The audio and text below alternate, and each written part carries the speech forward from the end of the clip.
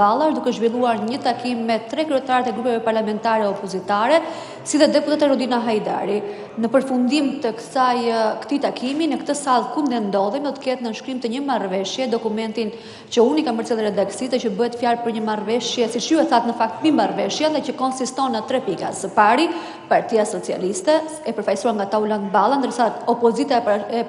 përfaqësuar nga Myslim Murrizi, Edmond Stojku dhe Nimet Musaj do të firmosin dakordsinë e përbashkët, që të firmosin një dakordsi edhe brenda parlamentit për marrëveshjen e 5 qershorit, që ka të thotë që opozita parlamentare, edhe pse sot në mëngjes në Komisionin e Ligjeve nuk e votoi nen për nen kodin zgjedhor, siç është dakordsuar në 5 qershor në Këshillin Politik me PD-n dhe LSI-n, ta votoi në parlament në 23 korrik, pra të njëjtën e ardhshme. Njëkohësisht nga ana e saj, Partia Socialiste angazhohet të bashkojë votat e saj me opozitën në parlament për të miratuar në 30 korrik, pra pas 2 javësh, ndryshimet kushtetuese që hapi listat zgjedhore, që është një kërkesë prioritare e opozitës në parlament, e njëkohësisht të ndalojnë dhe koalicionat paraprake elektorale, çka në fakt edhe pse kërkohet nga opozita parlamentare është në interes të Partisë Socialiste. Por ka dhe një pikë të tretë kjo marrëveshje që po të firmoset pas pak çastesh, që nuk kupton siç është shkruar mes rreshtave, se pasi të miratohet ndryshimi kushtetues, pra në 30 korrik do të duhet që kodi zgjedhor të ndryshojë sërish, pra të pasqyrohen të tjera detyrime që duhet bërë në kodin zgjedhor për shkak se duhen hapur lista dhe duhen ndaluar koalicionet, dhe termi koalicionet është paktën një 14 herë në kodin zgjedhor të 5 qershorit miratuar. Kështu që do duhet që kodi zgjedhor të ndryshojë sërish, dhe në këtë marrëveshje si partitë parlamentare të mazhorancës, si ato të opozitës bien dakord që të angazhohen që të bisedojnë me Partinë Demokratike dhe me LSI-n që edhe ndryshimet në kodin zgjedhor që do duhet të bëhen pas ndryshimit kushtetues të bëhen me konsensus. Pra, në këto moment do të kemi 2 seanca parlamentare, një në 23 korrik dhe një në 30 korrik, një për kodin zgjedhor të dakordsuar me opozitën parlamentare dhe një për kushtetutën që ende nuk është dakordsuar me kodin zgjedhor. Që ta themi thjesht, u siguruan votat parlament për të kaluar si ndryshimet kodit zgjedhor si 5 qershori. Mund të jetë e njëjta gjë, mund të ketë ndasi sepse varet nga palët e interpretimet. Votat u siguruan me firmën e sotme, apo jo? Firma do të jenë pas pak, ky është synimi, pra të sigurohen votat dhe të krijohet një përshtypje se ka edhe konsensus parlamentar për 5 qershorin. Një sekondë, Siona, kjo është draft marrëveshja, po e tregoj të cilën e Siona Ekonomi na e ka sjell, këtë draft marrëveshje do të firmosim pas pak krerët e grupeve parlamentare, një marrëveshje e cila siguron firmat. Në fakt, firmat në letër sigurohen. Ka deputetë të cilët nuk do t'i nënshtrojnë vullnetit të këtyre firmave nga ana e opozitës parlamentare, sipas burimeve të tua?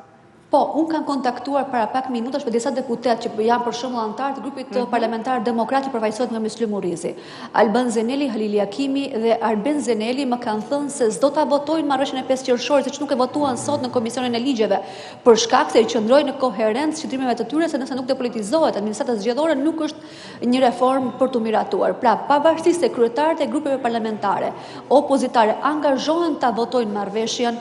në blok bashkë me Partinë Socialiste, duke konfirmuar kështu dhe një marrëveshje të gjerë edhe me PD-n dhe LSI-n, ka deputet që më kanë shprehur, siç e thash, i përmend disa emra, mos dakordsim, pra që nuk i binden vullnetit të kryetarëve të komisioneve të grupeve të tyre parlamentare. Gjithsesi, siç e kemi thënë edhe më herët, nuk ka qenë e vështirë që Partia Socialiste të arrijë 84 vota, as praktikisht as në letër. Ajo që synohet më së shumti është të krijohet një klimë gjerë besimi dhe konsensusi, pra që kodin zgjedhor ne nuk po ndryshojmë vetëm me PD-n dhe LSI-n, por kemi në dakordsi në këtë mënyrë edhe opozitën brenda në parlament, ndërkohë që po ashtu synohet dhe merret angazhimi që edhe më tutje kur të duhen tjera ndryshime në kodin zgjedhor, të dialogohet sërish me Partinë Demokratike dhe me LSI-n, edhe pse kjo dakordsi nuk po arrihet që në fazën e parë, por nuk po arrihet për kushtetuton, jo më për kodin zgjedhor që reflekton ndryshimet kushtetuese. Qartë. Për sa i përket takimit të radhës të Këshillit Politik, ka ndonjë datë tjetër, sepse pretendimi ngritur nga Partia Demokratike është që ndryshimet kodit zgjedhor duan të paktën një vit. Gjë që do të thotë që vullneti politik mund të miratohet si 23 korrik, si 30 korrik, që ta thjeshtojmë fare, por ndërkohë ndryshimet në kod do duan kohën e tyre, sepse e shpjegonte Ort Bylykbashi dje që ndryshimet në kod mund të reflektojnë që tek fleta e votimit, mënyra se si do të shkruhen emrat, pra sa teknikalitetet në duket të rëndomta, por që duan punë, duan teknicien, duan ekspert, që të bëjnë konform të gjitha rekomandimeve të OSBE-ODIR-it dhe çfarë parashikon kushtetuta dhe kodi zgjedhor. Pra, që mos ta humbasim fillin, duket sikur këto zgjedhje pra gjithçka po arrihet me konsensus për të hapur listat, për të hequr koalicionet, e pastaj se çfarë ndryshohet në kod, presim dhe shohim si e sheh. Në fakt do të duhet që nëse ndryshon kushtetuta detyrimisht duhet ndryshohet edhe kodi zgjedhor. Sipas llogarive që ka bërë Robert Blybashi, që është njohës shumë i mirë i kodit zgjedhor dhe ka shkruar të ndër vitet, duhet që nëse ato ndryshime kushtetuese miratohen, duhet që kodi zgjedhor të rishkruhet në të paktën 40% të tij, që është një pjesë e konsiderueshme dhe që sigurisht kërkon kohë, po ngelet e hapur mundësia se sa shpejt duhet që ekspertët të punojnë për të arritur ndryshime në kodin zgjedhor. Ajo që ndihmon Partinë Demokratike dhe në këtë rast edhe palët që janë në parlament për të votuar në 23 qershor, në 23 korrik ndryshimet kushtetuese të kodit zgjedhor, i ndihmojnë të fillojnë punë me identifikimin biometrik e po ashtu edhe me zgjedhjen e KQZ-së së re, që është një formë e rëndësishme. Pastaj ndryshimet e mëdha të kodit zgjedhor janë një fazë e dytë për cilët duhet të presim. Nga çasti në çast parashikohet që të vinë 4 përfaqësues të grupeve parlamentare që të firmosin marrëveshjen, për arsye që u spostuan paksa duke humbur edhe. E kuptoj dhe ndoshta do të ishte mirë që të vazhdonim ta mbanim direkte derisa që mos të humbasim atë momentin e parë të hyrjes së tyre. Më the pak më parë që pavarësisht se çfarë ndodhi që nga paraditja deri tani u arrit marrëveshja. Çfarë ndodhi? Paradite ishin kokfort parlamentarët opozitar. Çfarë u zbut, çfarë ndryshoi?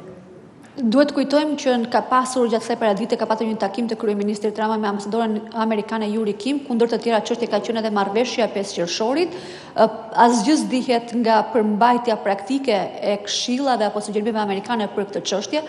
Ajo që dihet është se menjëherë pas disa orësh u konfirmua kjo marrëveshje, ndërkohë që nga ana e kryeministrit Rama publikua një spot në Facebookun e tij ku ai ngulte këmbë për miratimin e ndryshimeve kushtetuese që të mundsojnë hapjen e listave. Megjithatë, zoti Murrizi, Nimet Musai dhe Edmond Stojku, që firmosin pas pak në këtë sallë, nuk kanë qenë sot në mbledhjen e Komisionit të Ligjeve dhe nuk kanë qenë ata që kanë votuar kundër marrëveshjes politike të 5 qershorit. Kështu që